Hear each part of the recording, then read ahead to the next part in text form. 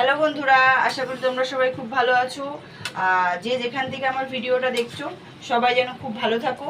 আজকে থেকে দেবীপক্ষ শুরু হলো। মহালয়ের প্রীতি অ্যান্ড শুভেচ্ছা অভিনন্দন জানিয়ে ভিডিওটা শুরু করলাম।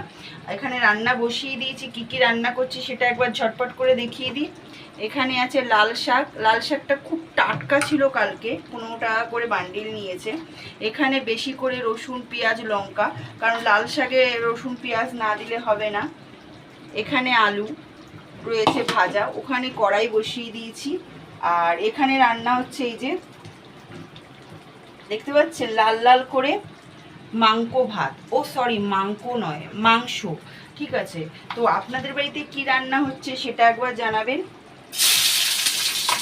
আপনাদের বাড়িতে কি মাংস ভাত হচ্ছে না মাংকো ভাত হচ্ছে কমেন্টের মাধ্যমে জানাবেন।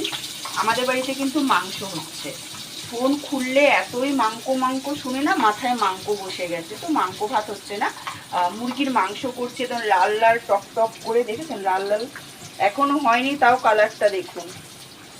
কালকে বাজার থেকে হচ্ছে লাল শাকের বান্ডিল নিয়ে এসেছিলাম, একটাই এনেছিলাম, 15 টাকা নিয়েছিল। তো শাকটা সত্যি খুব মানে কি বলবো টাটকা ছিল, একটাও পোকা বেরোয়নি। দেখুন দেখুন কেটেছি আমি, দেখতে পেয়েছেন, পুরো ঝরঝরে লাল টকটকে।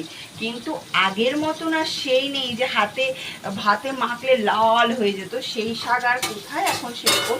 যাই হোক, যেটা পাওয়া যায় সেটাই খেতে হবে, তাই না? আচ্ছা, আপনারা কারা কারা মহালয় দেখেছেন সকালবেলায় উঠে? আমি কিন্তু দেখিনি, কারণ আগের মতন মহালয় হয় না। আগে যে আগ্রহটা ছিল মহালয় দেখবো ভোরবেলায় উঠে, সেটা আর নেই। আস্তে আস্তে মানে পুজোর সেই আনন্দটা যেন কোথায় হারিয়ে যাচ্ছে, তাই না? আগে যে আনন্দটা ছিল, কত সুন্দর মহালয়, সবাই মিলে বসে বসে দেখতাম, এখন আর সেই আনন্দটা নেই, তাই না? কারণ আস্তে আস্তে সবই ঝিমিয়ে পড়ছে।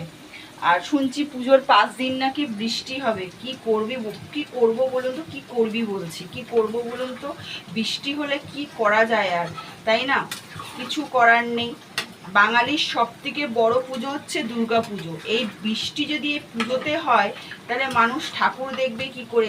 যারা দোকানপাট মানে রাস্তায় রাস্তায় স্টল বসাবে, তাদেরকে কত কষ্ট বলুন তো, যে কি করে চিন্তা। ভগবানের কাছে প্রার্থনা করি মা দুর্গা বছরে একবার আসে, তাও যদি ঝড় বৃষ্টি সব নিয়ে আসে, কি করবে তাহলে?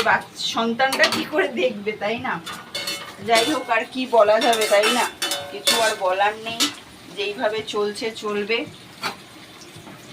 আর এখনো অবধি যারা যারা চ্যানেলটাকে সাবস্ক্রাইব করেননি, প্লিজ